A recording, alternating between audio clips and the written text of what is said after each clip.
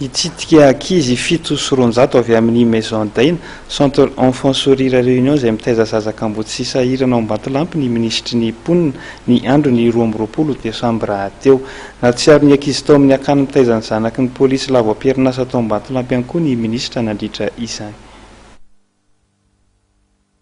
Nitsidika ny ivon-toerana Maison d'Aina sy Centre Enfant Sourire Réunion izay mitaiza zaza Kambodisy sahirana teto Ambatolampy ny ministra mipona ny alatsinainy 12 Desambra teo.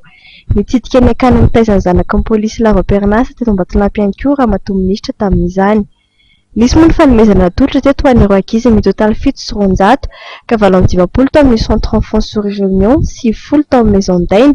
ary 120 tao amin'ny Centre d'Orphelinat de la Police Nationale. Akatoko ny fety zao ny Christmas dia fety ho an'ny ankizy dia misy le ankizy tsy dia misy mpiasa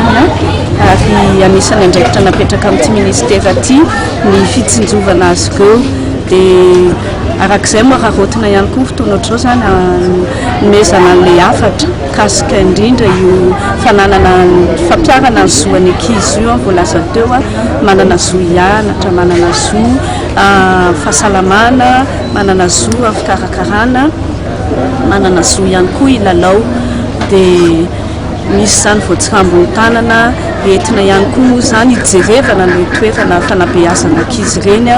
fa tsy tatitra taratasy fotsiny, tsy honohono fotsiny fa misy tranganjanatra indraindray dia mba fantatra hoe le toerana tsy diana tary le ankizy ohatr'izao satria izay daholo moa ny anatin'ny fandraisana andraikitra izay nankilina taminay. Nozarana tamin'ity fitsidiana nataon'ny délégation ministère ity ihany koa ny fiara, saribakolo, vatomamy sy biscuit. Nisy moa ny fanakalozan-kevitra ny fanaova-ministra tamin'ny tompon'andraikitra eo Akanvoalaza izy ambony ireo.